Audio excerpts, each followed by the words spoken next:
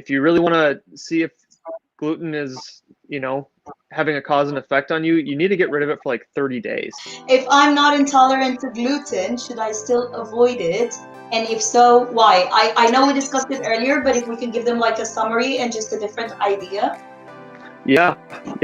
So gluten does cause an inflammatory reaction in the gut, no matter if you're gluten intolerant or not.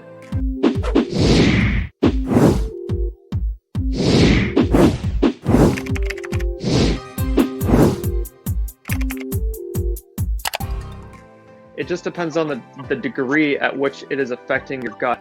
So a good example would be like a diabetic.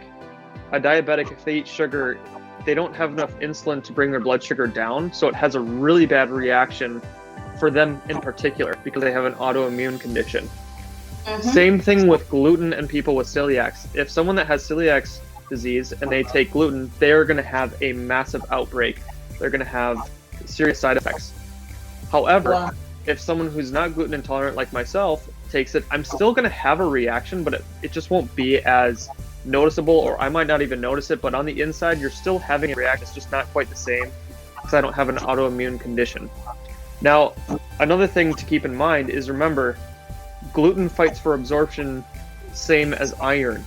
So you risk potentially becoming anemic because they're both fighting for absorption in the ileum, along with other nutrients as well. And then the gluten would leave a nice sludge there, which means even after it's gone, you... Yep. Yeah, and it takes, gluten... have perfect absorption. Yes. Yeah. And, gluten's like glue. It sticks around the body for a while. So if you really want to see if gluten is, having a cause and effect on you, you need to get rid of it for like 30 days to really know if it's actually getting out of your system and making a difference. Don't just get off it for 2 days and say, oh, it's not working.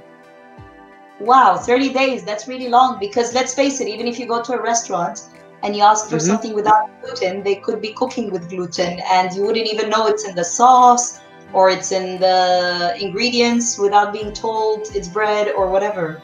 Exactly. Yep. Wow, that's very good to know. 30 days. Yeah, it is.